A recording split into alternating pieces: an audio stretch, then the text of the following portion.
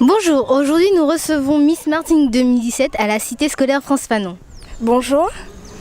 Bonjour Laura Anaïs, nous sommes heureuses de vous accueillir à la Cité scolaire France Fanon. Quelles sont les raisons qui vous ont incité à participer à l'élection Miss Martinique? Je me suis présentée à Miss Martinique parce que j'ai eu l'ambition de pouvoir représenter ma région au niveau national et pourquoi pas international également. Avez-vous déjà imaginé devenir Miss Martinique? Devenir Miss Martinique, c'est pas quelque chose auquel je pensais. Je me suis lancée dans cette aventure parce que je me suis dit pourquoi pas voir ce que ça donne et aujourd'hui je suis là. Selon vous, le poids a-t-il une importance? Pour moi, le poids n'a pas d'importance tant que notre physique et notre morphologie est plus ou moins équilibrée. Donc pour moi, ça joue pas beaucoup le poids. Avez-vous suivi un régime particulier? Alors non, je n'ai pas suivi de régime particulier. Je suis quelqu'un qui m'alimente tout à fait normalement. Mais pour équilibrer le tout, je fais du sport, énormément de sport à côté.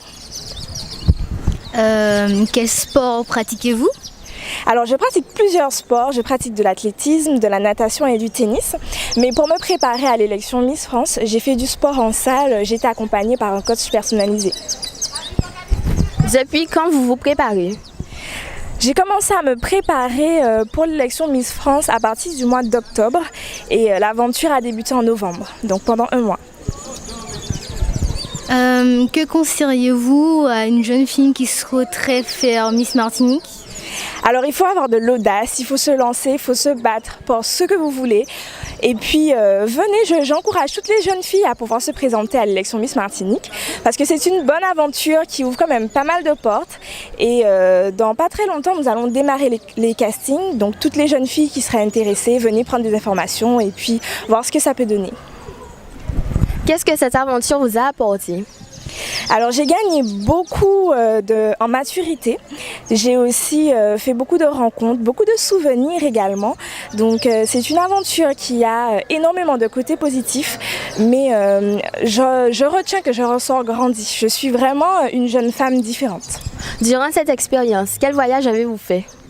Alors durant cette expérience, je suis allée en Guadeloupe pour pouvoir tourner le portrait régional qui a été diffusé le soir de l'élection. Je suis également allée à Los Angeles pendant 15 jours où là-bas nous avons notre voyage de préparation. Donc aussi c'est l'un des aspects intéressants quand on se présente à Miss France. Il y a toujours un voyage d'intégration et c'est l'occasion de tisser des liens et puis de rencontrer de nouvelles personnes.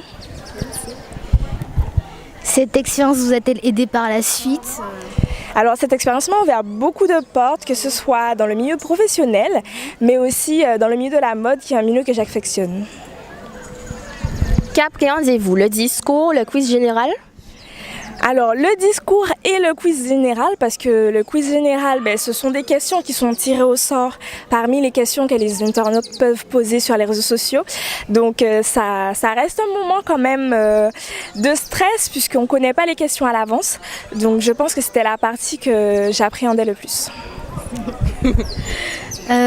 Considérez-vous les Miss Martinique qui ont participé avec vous, les Miss France comme une famille?